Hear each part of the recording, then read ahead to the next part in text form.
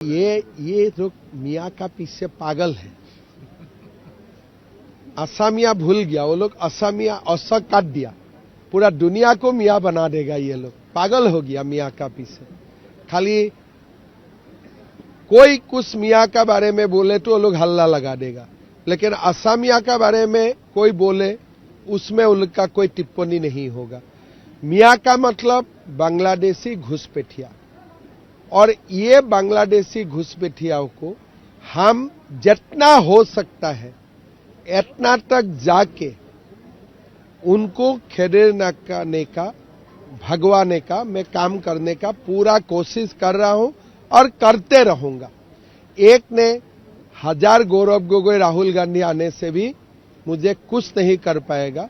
इसलिए ये असमिया लोगों का जीवन और मरण का, जीवन और मृत्यु का बीच में हम लोग हैं अभी।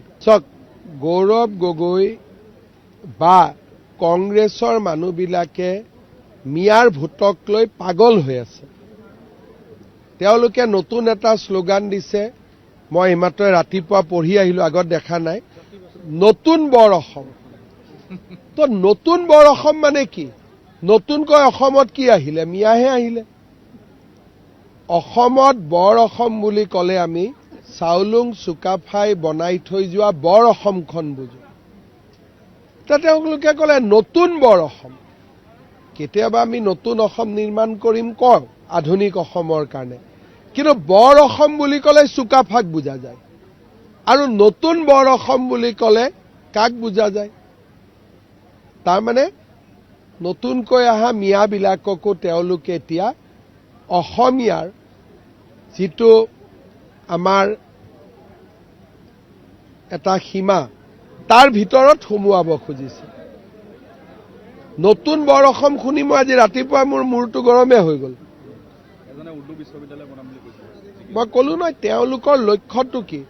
আজি যদি বিজেপি নাথাকে এওঁলোকে নতুন বৰ অসমে বনাব আৰু মিয়াক পুৰা অসমখন বিক্ৰী কৰি দিব।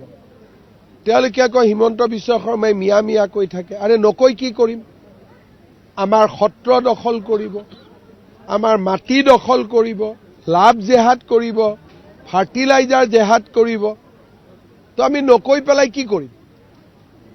সেইকাৰণে মই ভাবো যে অসমীয়া মানুহে আজি বুজি উঠিছে, আমি একত্ৰিত হ'ব লাগিব। যেনেকে এভিকশ্যনত আমাক ছাপোৰ্ট দিছে, বিদেশীবিলাকো ৰাতিপুৱাই সদায় 10জন 12জনকৈতো খেদি আছো। এতিয়া যিহেতু সুপ্ৰিম কোৰ্টে ডিচিক অধিকাৰ দিলে বিদেশী খেদা, ভৱিষ্যতে বিদেশী বহিষ্কাৰণো বাঢ়ি গৈ থাকিব।